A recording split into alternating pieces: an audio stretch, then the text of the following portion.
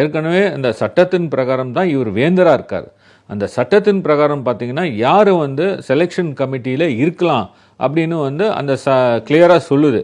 அவர் ஒரு நாமினி கொடுக்கலாம், இது ஸ்டேட் கவர்மெண்ட் ஒரு நாமினி கொடுக்கலாம், சிண்டிகேட் ஒரு நாமினி கொடுக்கலாம் அப்படின்னு தான் சட்டத்தில் இருக்குது. நான்காவதாக ஒரு நாமினி யூஜிசி வர வேண்டிய அவசியம் இல்லை. அதுக்கு அவருக்கு ஏன் பார்க்குறாங்கன்னா இவங்களுக்கு மெஜாரிட்டியாக அவங்களுடைய ஆட்களை வைஸ் சான்சலராக போடணுன்ற ஒரு எண்ணம் இருக்கிறது. இது இந்த இடத்துலலாம் இவங்க ஆட்களை போட்டுக்கொண்டு இவங்க ஏதோ என்ன ரீசன் தெரியல, இவங்க அதெல்லாம் கைப்பற்ற வேண்டும் என்று இவர்கள் நினைக்கிறார்கள்.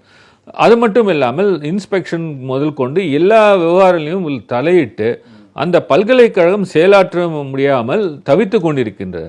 நீங்கள் பார்த்தீங்கன்னா எல்லா பல்கலைக்கழகத்திலையும் வைஸ் சான்சலர் அப்பாயின்மெண்ட் பண்ண முடியாத ஒரு சூழ்நிலை. அப்பாயின்மெண்ட்ஸ் அது மட்டும் இல்லை, associate professor, assistant professor, professors இந்த போன்ற பதவிகளில் முக்கியமான முடிவுகள் எடுக்க முடியாமல், ரெக்ரூட்மெண்ட்டில் இருந்து பண்ண முடியாமல் பெரிய பிரச்சனைகள் இருக்கிறது. ஸோ இதுக்கு எல்லாமே காரணம் இவர் தான். ஏன்னா இவருக்கு சட்டப்பிரகாரம் வேந்தராக இருந்து கொண்டு முக்கியமான பவர்ஸ் எல்லாம் இவர்கிட்ட கொடுத்துருக்கிறது அந்த பழைய சட்டத்தில்.